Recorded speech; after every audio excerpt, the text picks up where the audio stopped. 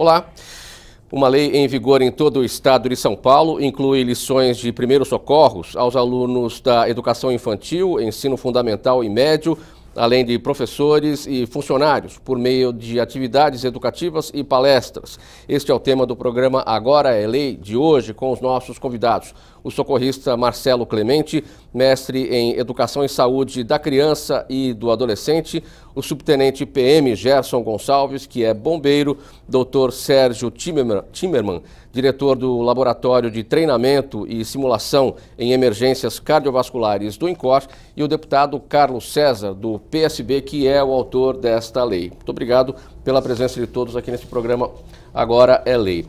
E você saberia como agir em caso de emergência para diminuir o sofrimento de uma vítima e até salvar uma vida?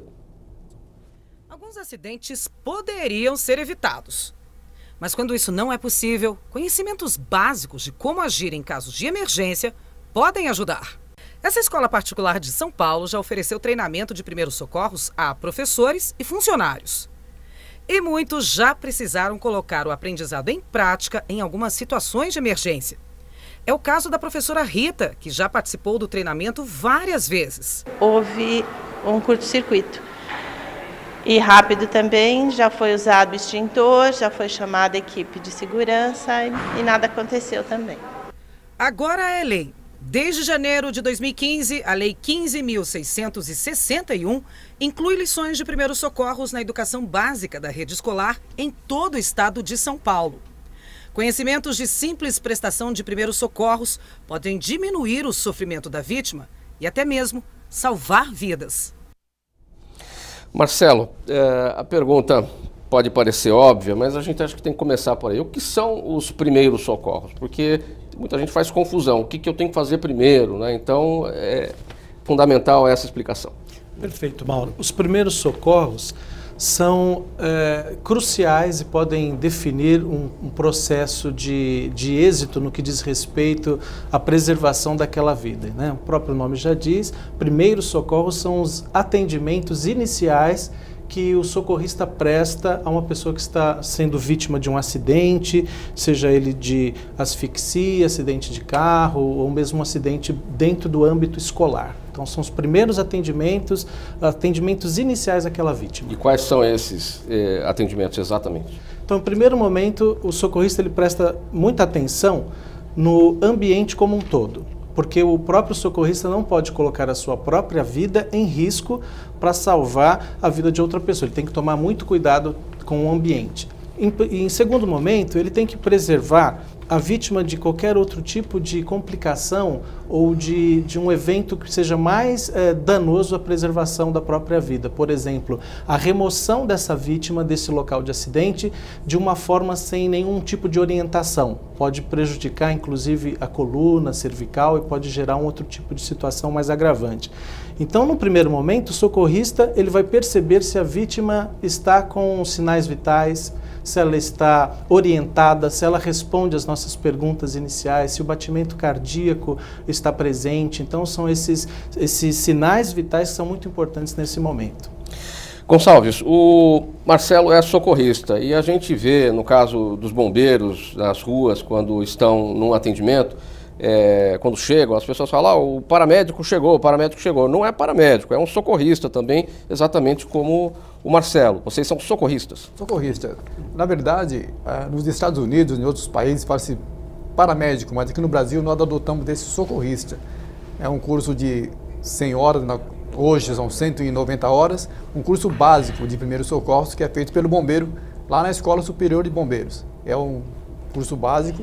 E a partir desse padrão de atendimento, todo o aluno que chega na escola, ele sai de lá depois do treinamento de 45 dias, ele sai de lá pronto para atuar em qualquer situação de emergência, no resgate, no caso. E você já está há quanto tempo nisso? 30 anos. 30 já viu de tudo um pouco? De tudo um pouco. O que é mais difícil nesse trabalho no dia a dia? Qual é o tipo de atendimento mais desafiador de ser feito? O mais difícil de todos é quando se trata de criança, envolvendo crianças. Geralmente, existem muitos acidentes com criança, o que não é muito divulgado. mas muitas crianças se acidentam. Acidentam em queda de altura, principalmente altura, materiais de incêndio também, muitos deles às vezes nas cozinhas se queimam, com queimaduras graves. E são esse tipo de atendimento que o Corpo de Bombeiros é chamado, assim que chega. Geralmente, o que acontece? A população ela não tem o mínimo de noção de primeiros socorros. O que poderia fazer para minimizar? E essa lei, eu acredito que venha justamente em encontro a isso. Que se acaso a mãe ela saiba como socorrer uma criança, dificilmente essa criança poderá entrar em óbito. O que aconteceu há poucos dias atrás, deixa eu até tomar liberdade de falar sobre isso. Geralmente o Corpo de Bombeiros recebe muitas ligações, e às vezes de mães desesperadas do outro lado da linha, e que o filho está asfixiado e não sabe o que fazer como fazer para se engasgar por essa criança. Exatamente. E o que acontece? Nesse momento, liga para o Corpo de Bombeiros ou 192, que é o SAMU, e tenta orientar essa pessoa, algumas vezes sem sucesso. O Gonçalves destacou a questão do acidente com as crianças, doutor Sérgio, e o objetivo do projeto do deputado é chegar na criança, no sentido de que a criança tenha as noções para os primeiros socorros. Agora, a gente tem um dado, 80% das emergências de adultos que ocorrem em residências, em 80% desses casos existe uma criança próxima. Quer dizer, esse é o foco do projeto do deputado, ou seja, ter uma criança próxima, bem instruída, bem informada sobre os primeiros socorros, pode se salvar uma vida. Na sua área, exatamente, que é a questão do socorro às pessoas que estão sofrendo de algum problema cardíaco, a presença da criança também é fundamental? É fundamental. Primeiro, que a colocação de 80%, existe uma estatística mostrando que mais de 50%, 50% e 52% dos problemas cardíacos fora do ambiente hospitalar são presenciados por crianças ou adolescentes. Ou seja, é a criança que está vendo seu avô, que está vendo seu pai, às vezes ter uma parada cardíaca e morrer na frente e não saber o que fazer. Geralmente não sabe nem o telefone para poder... Não sabe absolutamente nada. Ligar para quem... E isso é uma coisa que foi feita internacionalmente, no qual eles falaram assim, se nós ensinarmos criança a partir, eles colocaram, tem uma idade pré-selecionada internacional, que é a partir de 8 anos de idade, essas crianças têm condições, inclusive, de fazer um primeiro atendimento antes da chegada de um serviço de emergência. A partir de que idade? A partir de 8 anos de idade eles têm feito, é um número... Esse é um número meio mágico do Isso serviço. numa situação internacional ou não, na realidade brasileira? Quando eu falei que isso foi tirado de diretrizes internacionais, mas extremamente bem aplicado em qualquer lugar do mundo. Hoje as diretrizes elas são internacionais. No Brasil é a mesma coisa. Nós temos, além dos primeiros socorros, nós temos várias situações que são extremamente importantes de atendimento. Nós temos a parada cardíaca, a doença cerebrovascular, ela mata uma população em torno de 40% a 45% da população, ou seja, nós temos quase metade da população que vai morrer disso. 50% mais de 50% dessa população vai ser presenciada por uma criança ou adolescente. Se nós ensinarmos essa criança, se nós ensinarmos na escola, ou se nós ensinarmos ela em qualquer lugar que seja, sensibilizarmos, ensinarmos ela, poxa, a pessoa está em parada cardíaca, ou ela está tendo uma dor no peito, deixa eu chamar pelo 192, 193, vou pedir, porque o próprio sistema, no momento que você liga para o bombeiro, quando você liga para o SAMU, eles já têm uma maneira de instruir essa pessoa que está do outro lado da linha. E iniciar os primeiros procedimentos. Hoje é absolutamente viável isso. E só uma coisinha, o Instituto do Coração não treina somente para as doenças cardiovasculares, nós treinamos os pacientes que têm uma ameaça à vida. Deputado Carlos César, então esse é o seu objetivo, levar a palestra, a atividade educativa para a escola e orientar essa criançada. Correto, Mauro. É exatamente essa a nossa meta, o nosso objetivo, foi isso que essa casa aprovou, a Assembleia aprovou esse projeto. Eu quero aqui agradecer a presença do Dr. Sérgio, do professor Marcelo, subtenente Gonçalves, e por esse programa esclarecedor que traz qual foi a intenção do legislador ao apresentar essa norma, que hoje é uma lei, como o Dr. Sérgio colocou aqui, e penso que ele pode colaborar com essas estatísticas, né? Segundo consta, doutor, a cada minuto de alguém que passa por um infarto, alguém que está sendo infartado, a cada minuto que passa para socorrer ela tem 10% a menos de chance de não ficar com nenhuma sequela. Então, a celeridade com que é prestado o socorro, ou que alguém saiba o que fazer no momento difícil, né, é dar conhecimento às pessoas, dar conhecimento desde a criança, ao aluno do ensino médio, ao adolescente e ao professor, né, que está presenciando muitos momentos de acidentes, como colocou aqui o subtenente Gonçalves. Quantas lendas que a gente vê, pessoas que vão pôr apenas um álcool ali para cheirar, ou pessoas que não sabem como lidar com uma criança que está engasgada. Quer dizer, simples acidentes, né, 80% das quedas que acontecem em pessoas idosas acontecem nas residências, acontece nas casas. Diante de crianças. Diante de crianças. E muitos desses vão ficar com sequelas, vão morrer, né, uma porcentagem significativa vai morrer por conta das quedas, vai ficar com sequelas sérias. Então, é preciso que se dê conhecimento, que as pessoas saibam. E nada melhor do que fazer o treinamento dessas crianças por profissionais cedidos pela Secretaria de Saúde, pela Secretaria de Educação, pela Polícia Militar, enfim, pelo Corpo de Bombeiros, que é um grupamento da Polícia Militar. As crianças hoje não sabem fazer o socorro ou muitas vezes até fazem de forma errada. Correto. Há um versículo na Bíblia, em Oséias 4:6, a Bíblia diz que a falta de conhecimento faz com que as pessoas pereçam. Por faltar conhecimento, as pessoas acabam perecendo. Então, muitas vezes, alguém naquele momento que vê um acidente na sua frente, ela fica tão desesperada, tão inerte, ela não foi treinada para isso, ela nunca teve uma palestra de alguém que mostrou, que alguém treinou num caso de incêndio, num caso de alguém que está sofrendo uma queimadura, ela nunca ouviu falar de alguém que está passando por um problema cardíaco, um pai, um avô, e ela não sabe o que fazer, ela não sabe nem o número de telefone que ela tem que ligar, nem quem ela deve chamar. E quando ela tem esse conhecimento, com certeza, uma porcentagem significativa vai ajudar com que vidas sejam salvas e sequelas não venham a acontecer. Subtenente Gonçalves, as pessoas não sabem nem para que número ligar, destacou o deputado agora. 192 SAMU, 193 Bombeiros. E eles atendem situações diferentes. Quais são as atribuições de cada uma dessas instituições aí, os bombeiros e o SAMU? Na verdade, hoje estão integrados tanto o Corpo de Bombeiros quanto o SAMU e Polícia Militar, todo num grande centro, que é o 190, lá no QG da Polícia Militar. Então, todos eles hoje estão numa cabine só, todos trabalham juntos, integrados, médico do SAMU, Corpo de Bombeiros, Polícia Militar e Defesa Civil. Então, é 190. Se ligar no 190, logo a cabine do lado é 193, e polícia, 193, 192, 190. Mas se ligar no 190, que é o Copom da Polícia Militar, já há uma transferência para o Corpo de Bombeiros, para o SAMU, que for o caso? Praticamente numa única sala, todos eles estão interligados. Poderia fazer uma intervenção? Pode, claro.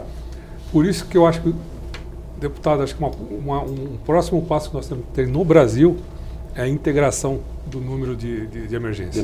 Nós não temos que ter 3 ou 4 números de emergência. Nós temos que ter um número de emergência, como acontece em qualquer lugar hoje que tenha um bom serviço de emergência. Isso parte da Assembleia Legislativa, deputado? Pode ser uma iniciativa do legislador? Na realidade, isso deveria ser federal. É nacional, porque o número é nacional. Né? Exatamente. Você pode estar no Pará e você vai ligar 190, você vai estar 181, que é de defesa da criança, enfim, noticiar alguma criminalidade que esteja acontecendo. Eu acho que é correto, embora esteja padronizado, a questão dos números. A gente praticamente sabe que 193, 192, 190 são números correspondentes à Polícia Militar, a agravantes emergenciais. Mas é claro que o objetivo maior é que a pessoa possa saber como agir, como que ela possa não ficar totalmente perdida, que ela seja treinada para isso. Está provado, e nós temos casos aqui do metrô, onde há grandes concentrações de pessoas, quando os acidentes acontecem ali, e quantos são evitados, porque há profissionais que foram treinados, há profissionais que foram bem treinados, inclusive pelo INCOR. Marcelo, voltando a falar das crianças, nós, adultos, temos as nossas limitações, muitos não conseguem prestar um socorro, seja por nervoso, por não saber o que fazer, ou simplesmente porque não conseguem encarar aquilo ali. Não tem sangue frio para encarar aquela situação. Isso também deve ocorrer com crianças, né, nessa situação de elas serem treinadas. Como é que a gente pode identificar uma criança que vai ser bem, ela vai receber bem aquelas informações, vai assimilar e vai atuar na hora que for necessário? Vai ser uma criança que não vai ter medo, que não vai ter o problema da falta do sangue frio que nós temos. Você sabe que muitas pessoas, né, os adultos, quando vem uma pessoa agonizando, por exemplo, asfixia, né? Então ela colocou um docinho, um brigadeiro na boca, não mastigou adequadamente, ela está sofrendo um sufocamento. Alguns adultos se desesperam e saem correndo pedindo ajuda, ao invés de imediatamente aplicar uma manobra, que se chama manobra de Heimlich, que pode salvar aquela vida, questão de segundos, né? Ela vai ficando sem oxigênio ela pode vir a óbito. Então me parece que os adultos, eles têm muito mais dificuldade em entender que um segundo pode fazer uma grande diferença. Nós já temos casos, né, na literatura de que crianças socorreram avós e pais porque agiram muito rapidamente. Acionaram o serviço de emergência por telefone ou desligaram um disjuntor de luz quando alguém estava recebendo uma descarga elétrica. Então é muito importante esse treinamento junto à equipe de docentes de uma escola e também para as crianças. Eu acho bastante interessante que essa lei aborde a questão dessas aulas de primeiros socorros no ensino médio, não é? Então eu trabalho com educação e prevenção de acidentes em escolas, esse é o meu trabalho. E é muito interessante a gente perceber que os adolescentes não sabem quase nada de primeiros socorros. A equipe de professores também não sabe nada de primeiros socorros. Há um tempo atrás visitei uma escola, foi muito interessante, ministrando palestras, eu levo os bonecos credenciados, homologados pela American Heart. E é muito interessante que a equipe de docentes, os professores, não têm conhecimento sobre primeiros socorros, as crianças não têm instrução sobre isso, os adolescentes não sabem o que fazer, mas, Mauro, eu fico impressionado como eles prestam atenção no treinamento, como eles estão prontos para receber esses treinamentos, porque eles percebem que é muito importante, que pode fazer diferença, inclusive, no aspecto familiar, né? Dentro de uma festa, por exemplo. No momento ali, na hora H, na situação prática, as crianças teriam que ter instrumentos específicos para prestar esses primeiros socorros, ou bastariam as mãos, por exemplo? Algum material, fazer um torniquete, fazer alguma coisa mais complexa, teria que ter material? Veja bem, então nós estamos falando de momentos bem distintos, né? Mesmo o torniquete, ele não está mais em uso no que diz respeito a primeiros socorros, hoje nós aplicamos outras metodologias. No caso de infarto, por exemplo, é claro que uma criança, ela não teria nem mesmo a força e o peso necessário, dependendo da criança, para fazer uma massagem cardíaca de reanimação cardiopulmonar em um adulto. Ela teria dificuldades, porque nós temos que pressionar cerca de 5 a 7 centímetros a caixa torácica para que essa massagem cardíaca seja eficiente. Então a criança teria dificuldade. Porém, esta criança, ela pode, dependendo da idade, imediatamente acionar o serviço de emergência, que é uma coisa muito importante. E aí eu concordo com o doutor quando ele disse que nós precisaríamos unificar esses números, porque nós vemos nos filmes norte-americanos, né? Lá é o 911. Então todo mundo sabe que o serviço de emergência é o 911. Aqui a criança e mesmo o adolescente fica em dúvida. O que é 194, 193, 197, 190? Então essa é uma coisa interessante. É verdade. Não dá para pensar. Não tem muito tempo para pensar. Porque uma coisa que é importante nós ressaltarmos aqui, eu acho essa proposta, essa lei extremamente válida, muito pertinente e louvável, é muito importante, é que os segundos são muito importantes no que diz respeito até mesmo ao infarto do miocárdio. Doutor Sérgio, tem umas informações aqui que foram retiradas de um grande portal de informações aqui de notícias. E tem aqui os procedimentos em cada uma das situações. E vamos falar aqui da parada cardiorrespiratória porque é a sua área. Então diz assim: com as mãos posicionadas sobre a região inferior do osso vertical externo, no centro do peito, deve ser iniciada a massagem cardíaca, parará, parará, parará. O osso vertical externo, não dá para falar desta maneira com uma criança. Vamos simplificar. O que é osso vertical externo? No meio do tórax, entre quando você faz uma linha imaginária entre os mamilos ou a mama, na mulher. É basicamente isso, no meio aqui do peito, ela vai entrelaçar as mãos e vai fazer uma massagem cardíaca com ela tem um ritmo e uma profundidade específica. Eu quis tocar nessa questão porque essas informações vêm de um grande portal complexo, e é muito complexo. Exato. Como é que esse trabalho tem que ser levado para as escolas, deputado, com essa linguagem que vai realmente atingir a criança? É exatamente isso, né? Para cada público, se você for falar com uma criança no ensino fundamental, você não vai, como o próprio professor Marcelo já colocou, ela nem vai ter o peso ideal para fazer esse tipo de ação.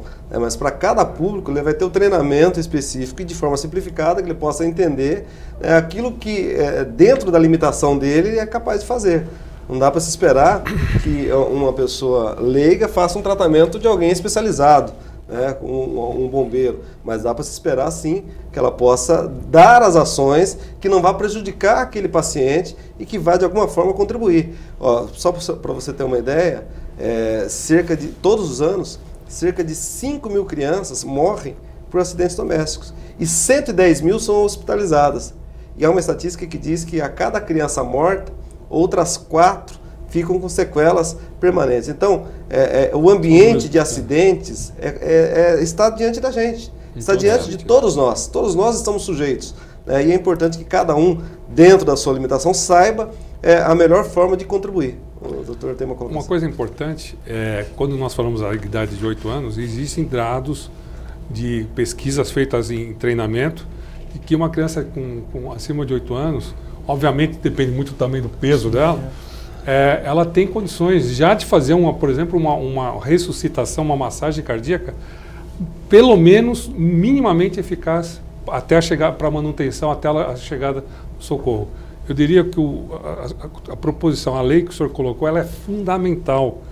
Porque quando nós vemos qualquer serviço de emergência no mundo e no Brasil, nós falamos de uma corrente, a corrente da sobrevida. Sim. 3 dos elos dependem da população. E se nós temos uma população de crianças que estão na frente do acontecimento, ele não pode esperar um adulto. Ele vai ter que chamar para o socorro e ele vai ter que agir. Essa é uma realidade. Gonçalves, na aplicação prática da lei, a presença dos bombeiros é fundamental nessas atividades de palestras, de atividade educativa, porque a criança vê no bombeiro também, não só a criança, o adulto, mas vê no bombeiro o herói, quer dizer, aquele que salva vidas. Então a presença de vocês é muito importante. Então, o que acontece, Mauro, é que o Corpo de Bombeiros ele tem um trabalho voltado para essa área. Infelizmente hoje não está sendo tanto quanto antigamente. Nos anos 80 e 90, esse trabalho era muito mais eficiente porque abrangia várias escolas. Hoje não, temos pouco efetivo, mas de qualquer maneira ainda tem esse serviço, que uma viatura sai com... a viatura educacional, ela sai com o bombeiro e vão para as escolas. Isso aí tem que ter também, primeiramente, tem que provocar o sistema. A escola tem que ligar para o Corpo de Bombeiros e pedir essa palestra. Essa palestra é feita, mas infelizmente nós não temos como fazer isso em todas as escolas da rede estadual, na rede municipal ou particulares. Então, daí essa lei bastante interessante, porque poderia, uma parceria com o Corpo de Bombeiros, fazer esses treinamentos também. Quando uma criança é pressionada por uma situação de acidente, vai ao telefone, liga para o Corpo de Bombeiros e começa a receber as orientações de vocês, ela assimila com mais facilidade, ela reage com menos ansiedade em relação às instruções que vocês passam? Com certeza, com certeza. A criança é bem acessível, suscetível a isso, a algumas instruções. O que acontece é que a linguagem que deve ser usada para a criança é bem diferente da usada para o adulto. Claro. Então, deveria realmente isso aí. Essa lei que o deputado acabou aprovando é interessante, mas eu acredito que o treinador dessa criança tem que ter uma linguagem mais lúdica, tem que ter mais imagens, alguma coisa diferente para o adulto. Como identificar situações de emergência, Marcelo? Como é que uma criança olha e fala, não, ali tem coisa errada? Olha, é muito importante a gente perceber, nós estamos discutindo aqui bastante sobre parada cardíaca, mas os acidentes que podem acontecer no ambiente familiar ou mesmo escolar são inúmeros. Asfixia, afogamento, nós já temos dados de bebês de 1, 2 anos que morreram afogados num pratinho de sopa, por exemplo, em casa. Então começa a dormir, está lá no cadeirão, coloca o rostinho sobre, né, dentro do prato de sopa, e as vias aéreas superiores de uma criança são muito curtas, bem pequenas, então em poucos minutos ela é uma morte silenciosa. Ela se afoga num prato de sopa. Isso acontece com frequência. Nós já vimos aqui em São Paulo bebês que caíram dentro de um tanque, dentro de um balde, a mãe deixou lá um balde com roupa para lavar e a criança caiu, o peso da cabeça proporcionalmente para uma criança de 1 ano e meio, 2 anos, é mais pesada até que o corpinho dela todo, então ela se desequilibra, cai. Então nós temos muitos acidentes envolvendo crianças, queimaduras. Nós falamos aqui do álcool, crianças que veem os pais muitas vezes acendendo churrasqueiras, né, doutor? Jogando assim o álcool e faz aquela labareda, a criança acha aquilo, acha o máximo. E ela vai fazer isso, só que ela não tem um reflexo tão rápido como um adulto e aquela língua de fogo vem sobre ela e ela acaba sofrendo queimaduras gravíssimas. Então, o universo de possibilidades de acidentes dentro de uma residência ou num ambiente escolar, nós temos recebido ligações de escolas que às vezes comentam assim, olha, nós tivemos no berçário o caso de um bebê que achou um grampo e estava engatinhando no berçário de uma instituição e colocou o grampo dentro da tomada e recebeu uma descarga elétrica. Ora, essa instituição ela deveria ter sido orientada, e aí é uma parte da educação preventiva de acidentes, que em um berçário as tomadas não podem estar a 15 centímetros do chão, elas devem estar a 1,5 metro. Ou seja, há uma série de ações que nós podemos tomar para preservar a vida das crianças e dos adolescentes. A criança ela pode se assustar com esses eventos, né? Eu poderia contar aqui inúmeros casos, não é essa a nossa proposta, mas eu percebo que sim, as crianças percebem quando há sofrimento, quando há alguma coisa que está passando errado, o avô que não está respirando. As crianças elas têm essa vivacidade, essa esperteza, né, de perceber, opa, tem alguma coisa errada aqui. Então essa ação educativa é muito importante. E a criança também, deputado, como a pessoa multiplicadora, porque ela vai levar informação para casa. Exatamente. Que nós adultos também não temos, não é? Exatamente. Meu filho tem 5 anos de idade, vai fazer 6 agora em junho. E é impressionante, quando ele aprende alguma coisa na escola, ele vem compartilhar comigo. Né? Minha filha está com 16 anos, mas às vezes, por vezes, ao sair do carro e esquecia de colocar o cinto, a minha filha era a primeira a falar, olha, pai, coloca o cinto, tem que pôr o cinto. Quer dizer, a criança tem essa proatividade, e sobretudo a criança de hoje, né? A criança que pode, que sabe facilmente mexer no smartphone, facilmente mexer em telefone, em teclados, em computador. Então ela pode sim ser um instrumento muito útil para salvar vidas, para ajudar que vidas não venham a ter sequelas tão graves como acontece quando alguém, um adulto, passa por um problema, por um acidente, tem alguém próximo dele e a pessoa, ao invés de contribuir de alguma forma efetiva para salvar aquela vida, apenas assiste, né? E aquilo vai ficar um trauma para o resto da vida dela. Assistir um avô morrer, assistir um pai, assistir um tio, assistir alguém que ela estava ao lado e ela não conseguiu contribuir de alguma forma para que aquilo fosse evitado. Doutor Sérgio, nós falamos da massagem cardíaca, eu não sei se isso já responde à pergunta, mas quais são as técnicas mais simples de primeiros socorros para uma situação de infarto? Eu não sei se essa questão da massagem já respondeu, se tem alguma outra coisa que pode ser feita. Existem 2 momentos que são fundamentais. Quando a gente fala do infarto agudo do miocárdio, existe uma confusão entre o infarto e a parada cardíaca. A parada cardíaca pode ser causada por um infarto, muitas vezes é causada por um infarto agudo do miocárdio. Mas nós temos 2 situações muito simples. Uma coisa que foi colocada aqui, até que nós estamos discutindo, e que se discute nas diretrizes internacionais, é que vamos manter as coisas simples. O mais simples, às vezes, é o que mais se despreza. Então, o que é simples aqui? Você tem eu estou tendo um infarto, estou com uma dor no peito, mas eu estou falando, olha, eu estou tendo uma dor, eu estou me sentindo mal, eu estou consciente, eu estou falando. Então você vai ensinar para a pessoa a chamar um serviço de emergência e aguardar junto com essa pessoa o serviço de emergência. Não fazer mais nada. Deixar ela num lugar tranquilo, tentar fazer com que ela fique mais... É muito difícil nesse momento. A segunda fase é, ok, a pessoa começou a ter uma dor, mas de repente ela está inconsciente, desacordada, daí é um segundo passo. Aí você vai chamar para o socorro, mas você tem que começar a agir. Essas são as duas situações que você deve saber. A parada cardíaca pode levar à parada cardíaca. A parada cardíaca, ela não tem condições da pessoa estar consciente e respirando. Não tem mais essa história de você tem 2 passos para variar uma parada cardíaca. Se a pessoa está consciente e se ela não está respirando. Não tem essas duas coisas, chama por socorro. Eu vou falar aqui 192, que é o que a gente... E começa a fazer a massagem cardíaca.